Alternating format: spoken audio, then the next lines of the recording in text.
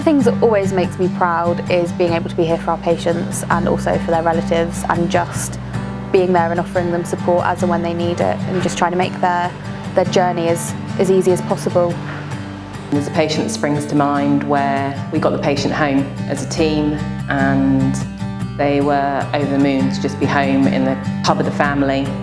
So yeah, and then to have, we also got feedback from the partner and the family, emotional time that they got home and they met their wish. So that's just one snapshot, I think, of the difference. We had a lady in, and she was quite a strong character, and she would be singing up and down the corridors, and in the bath we had a lot of singing time, so that was really lovely.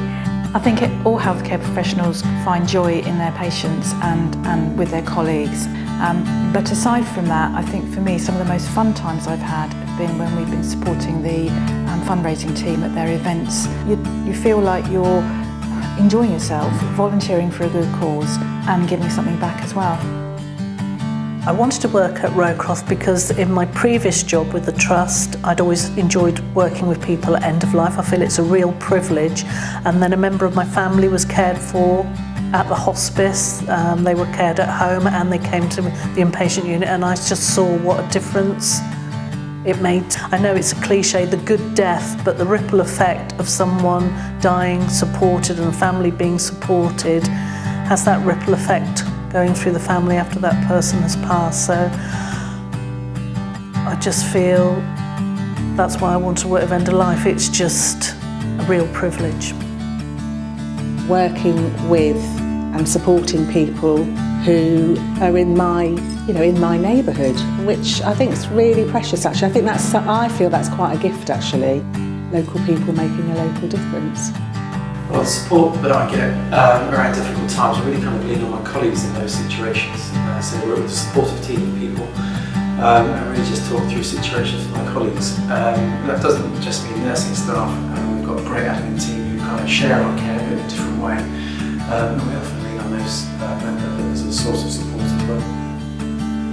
There's lots of support here at Rowcroft. We have our colleagues, we have our spiritual care advisor. I mean, you can literally go up to anyone and say, I'm struggling, and they will offer you as much support as they possibly can, or point you in the direction of someone that can. There is a whole culture here of, we are here for you if we can help, and, we want to do that. We don't want to see you struggling.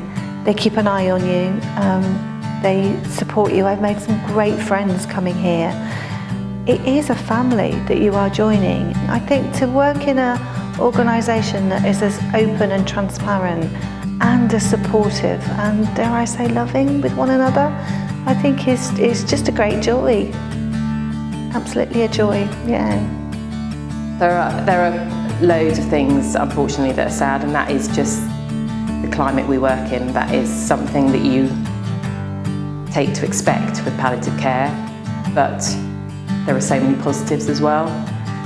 So what's been sad is, for example, this morning in the morning meeting when we were talking about the patients who we're looking after at the moment, it was apparent that in the staff team there was some sadness because of the difficulties that brings to us as people who are caring for them. There is sadness, and it's not a job for everybody, and most people who work in palliative care will have a story about their social lives where people say, I don't know how you do that.